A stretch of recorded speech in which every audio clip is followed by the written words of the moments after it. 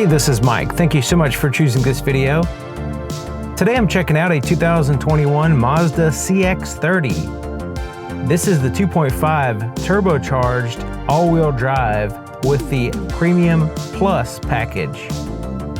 I have a full overview of a 2020 Mazda CX-30 in which I go into every detail of the vehicle. Now this one is a little different. It's the turbocharged 2.5 liter all-wheel drive.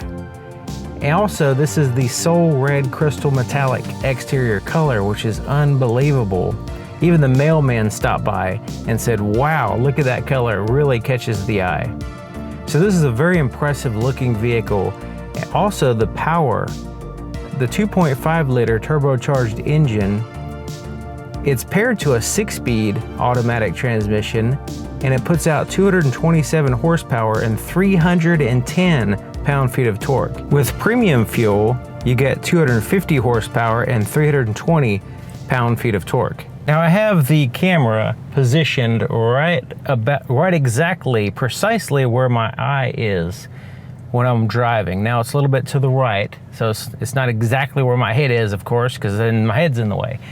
But just want to show you some of the features that with normal view like this. So typically when I'm doing my video, I take the camera and I get closer to things so you can see them in detail. But I want to focus more on the experience driving it, as far as the power, the acceleration, the handling, all that stuff, but also some of the features that I mentioned before, but I want to kind of demonstrate kind of more in real time, the way it looks to me when I'm driving. Because there's some things that it's hard to kind of convey when you're just trying to explain it. And before we get going, you see the camera over there. It has the full 360 camera view to where you can see all the way around the car. You can also see the camera in the front. When you put it in reverse, we have the backup camera. But you notice how small it is. So it's not that useful to me, having all that features, all the camera systems and all that stuff, and then putting it on a very small screen very, very far away from your eyes. It's sometimes useful, but you can't rely on it, because like say a puddle of water or a puddle of something or a candy wrapper on the ground, you could mistake that for like a dog or something. Like it's not that precise, especially at that distance.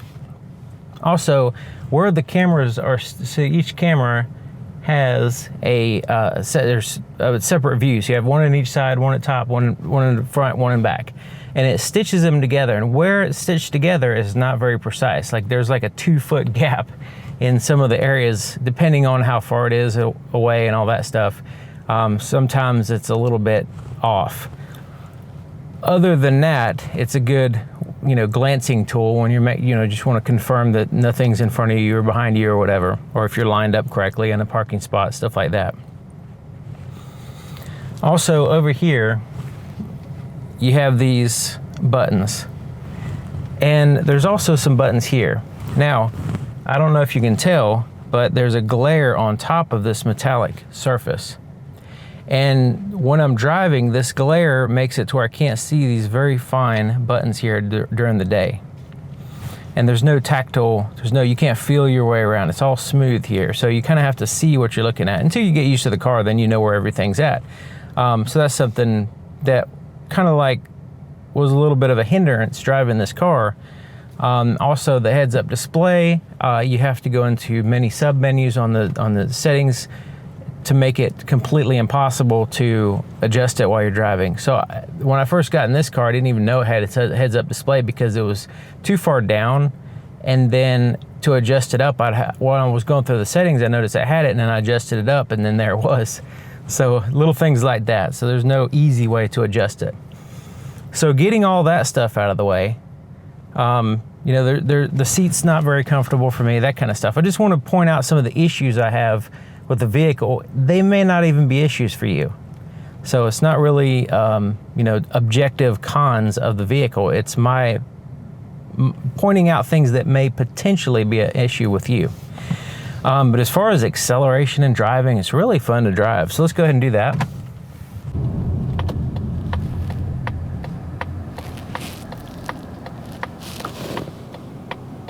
It does have the ability to show you what the last road sign that you passed was. So it has a camera system, so it keeps an eye on the road, and if it sees like a speed limit sign, it'll show you what it is.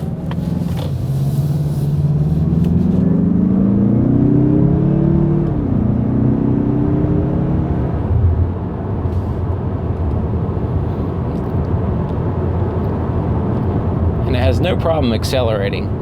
I do feel some torque steer. I was assuming that the all-wheel drive system would help out with that, but sometimes it's more prominent than others, but it's still there. It's not like feels like a rear-wheel drive or anything like that. It's definitely, you can tell it's a front-wheel drive, primarily a front-wheel drive vehicle. And I do like the fact that it doesn't have the auto stop start feature. Every time you come to a stop, it doesn't turn the engine off, so I love that. Doesn't even have that feature at all. It's great.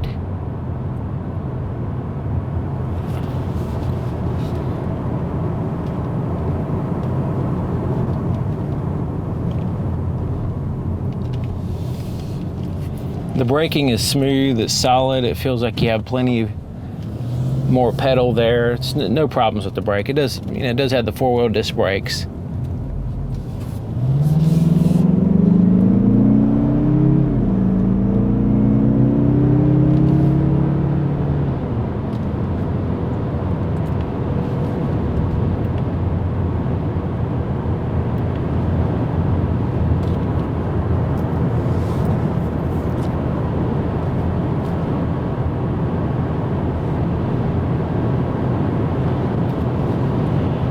It's relatively quiet.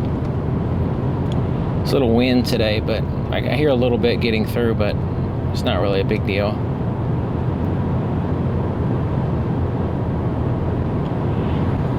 The adaptive cruise control works pretty good. It's a full range, so stop and go. I mean, it completely brings you to a completely complete stop. If there's a vehicle in front of you that stops, it will stop the vehicle and then resume after they go. So that's pretty good. Some radar adaptive cruise controls kind of disable it underneath a certain speed, like 35 or something like that. But this is the full range.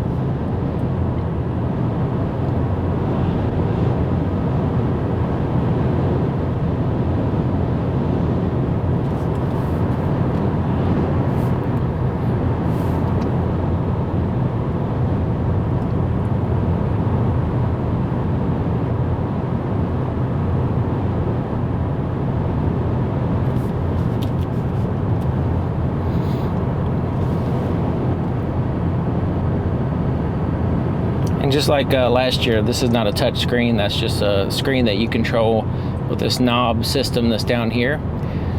The radio is pretty decent. It has the Bose name, but it doesn't sound like Bose quality. It sounds like a pretty decent factory system. Matter of fact, some factory systems sound a little bit better to me, but I was kind of surprised. I was expecting to be, more of a robust sound, more dynamics to it, but it's just kind of flat, really. It's not very impressive. It's okay. I mean, it's not bad. It's just, when you put the Bose name on it, you think it's going to be some special sounding system, but it's not really that great.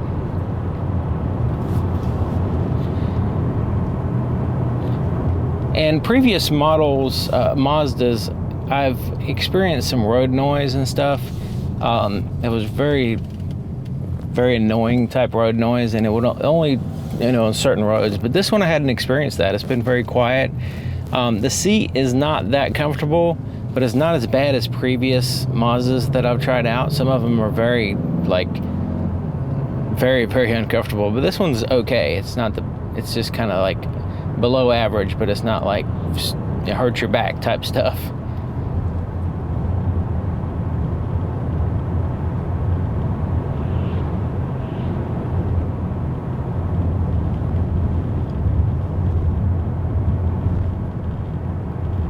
It does have a stiff suspension, but it's not you can feel the bumps. I mean, it is a stiff suspension, but it's not like a bad suspension. A lot of vehicles have have that stiff suspension nowadays. It's not really a big deal. I'd rather have a little bit of a stiff suspension than a boaty, like, just kind of boaty suspension.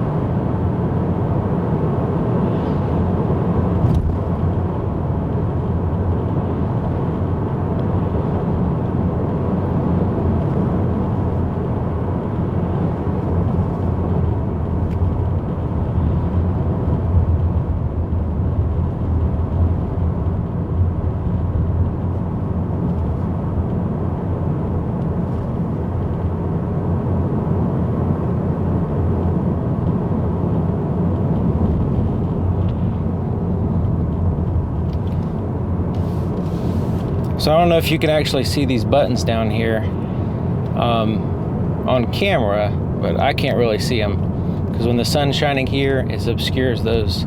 I guess like if I go like that, I can bounce enough light back up to where it's a little bit brighter than the top part, but it looks cool, but as far as functionality, it's not as functional for me, because if I can't see it, then it's not functional. Same thing with these buttons over here.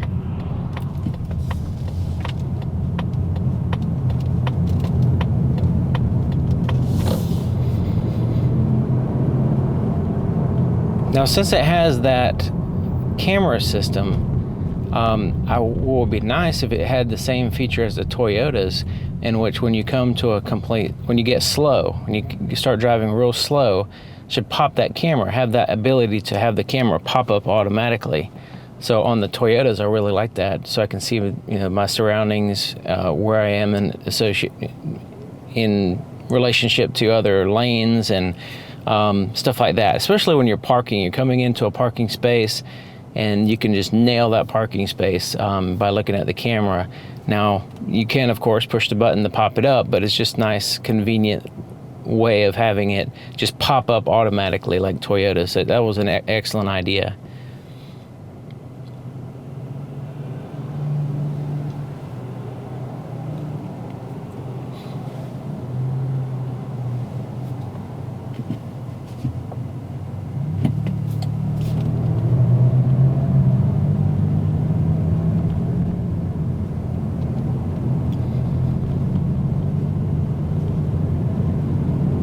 Now notice the climate control doesn't fill the air evenly.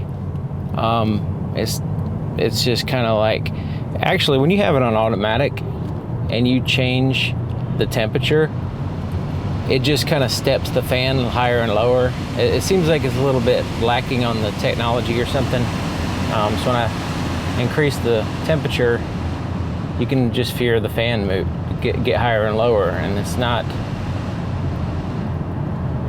So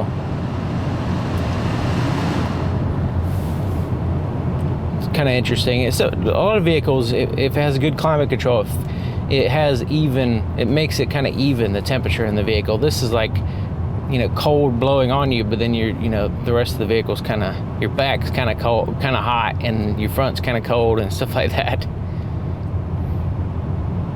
The air conditioner isn't super great, I'll just say that. And I had issues with that with other Mazdas as well, and I think a lot of that has to do with the active grille shutters being closed too much. I know that for a fact on one vehicle, because I could actually see the grille shutters completely closed when it was just sitting there at idle, and the fans were blasting. And but yeah, the grill shutters were closed.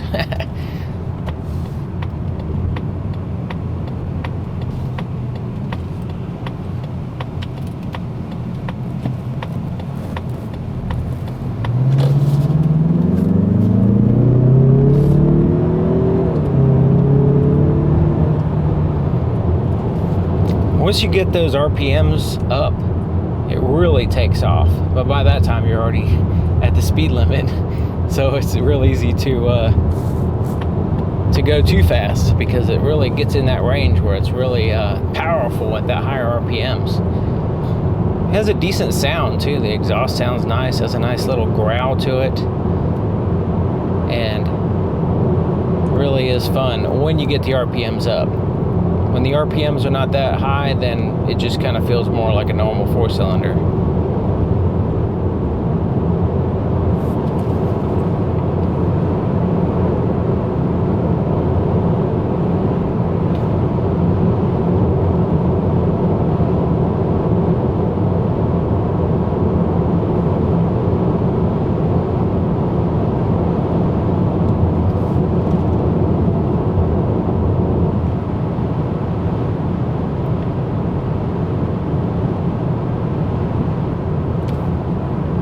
So with the 6-speed transmission, we're at 60 miles per hour, and the RPMs are around 1900 RPMs, just at cruising. So we put it in manual mode. It keeps the same gear. It doesn't instantly downshift like some vehicles. And let's go ahead and downshift down one. So now we're in 5th gear, and that brings us up to about 2100 RPMs. Bring it down to 6, and goes back down.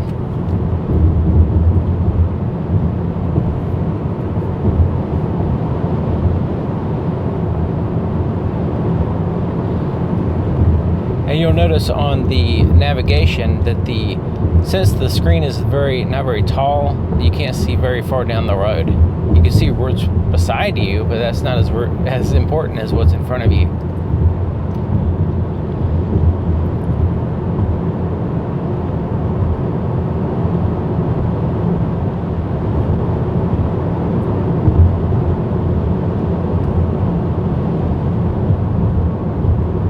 And I have a full night video too of the 2020 CX-30, and this vehicle is exactly the same.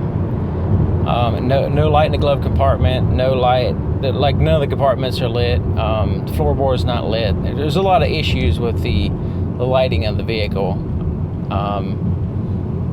but the headlights are decent. The headlights are pretty good.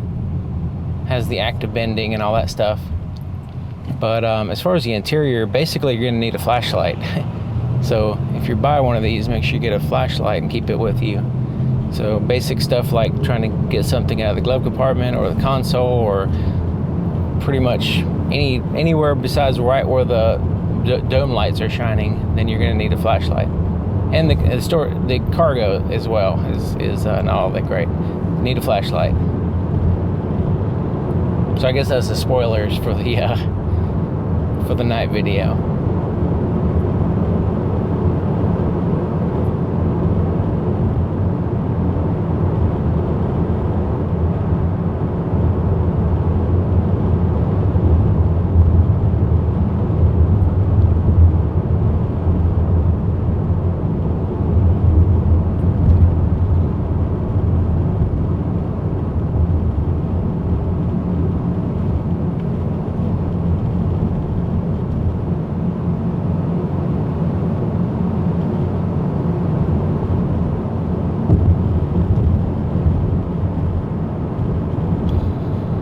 So really the bottom line with this Mazda CX-30 is that it looks good.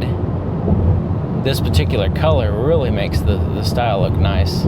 This color could make anything look good. This is a really nice color. And the finish of the paint looks good too. I've heard some issues with people's had some issues with the paint. I'm not sure if there's anything to that, but as far as the way it looks, the finish, it just looks like they did a really quality job with the paint, and of course the color, the style of the vehicle. If you really like the style and you need this size vehicle, you know, it has not that great a room in the back, but the front's okay. You need like a 4-door vehicle with somewhat of a decent trunk, and you don't mind the interior lighting issues. It does have good exterior lights. Then then this might be a good vehicle for you if you like a little bit of performance. You want to get up and go, and you know, have that acceleration and merge into the traffic with ease. This would probably be a nice option. Now, of course, you know, you want to make sure that you're aware of the screen. You know, you want to take it on an extended test drive. You want to make sure you're familiar with the controls before you start getting on the road, adjust everything, and you know, set up the heads-up display and all that stuff. But you want to do that on your test drive. Make sure that the difference is, like, there's certain things is different from other vehicles on the market, you know, like not a touchscreen, control with a dial, that kind of stuff. You know, as long as you're familiar with it and you're comfortable with it, then I think this would be a good vehicle for a lot of people. I mean, it's really fun to drive. The acceleration and the handling, it's solid. It handles turns and curves great. It just feels like a solid vehicle. The interior surfaces are nice. There's a lot of soft touch. I would say that the materials are really nice. Some of the design, as far as visually, they look good. As far as, you know, kind of practicality and usability, that's up to you. And that's why I wanted to point out some things that I had an issue with, just to make sure that you're comfortable with them. Because you don't want to spend a bunch of money on a vehicle and then, you know, have issues with it later. You know, like have issues where you like regret buying it, that kind of thing. You want to be familiar with the vehicle, and some stuff you may not notice at first.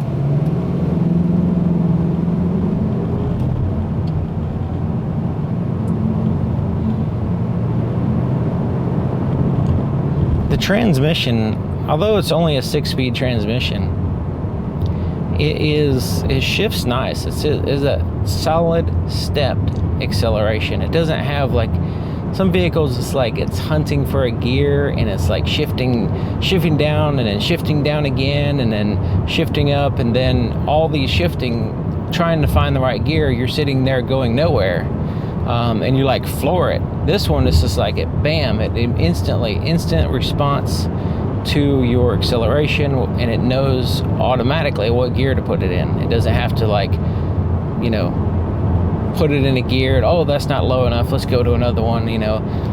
Just get, when I was other vehicles that do that, it's like I'm feeling like I want to say, just get going. Like, you know, it doesn't matter what the ideal gear is, let's just go.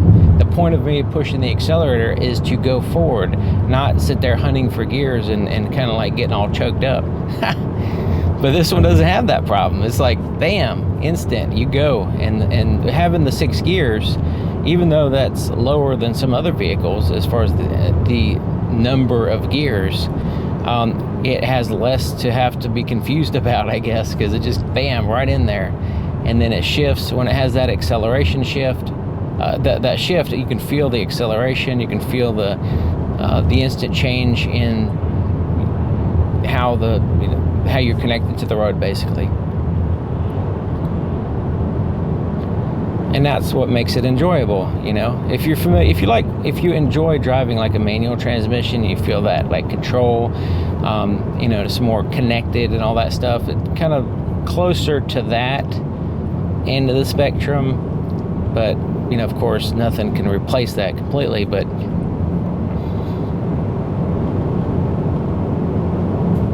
it's a nice transmission, I would say.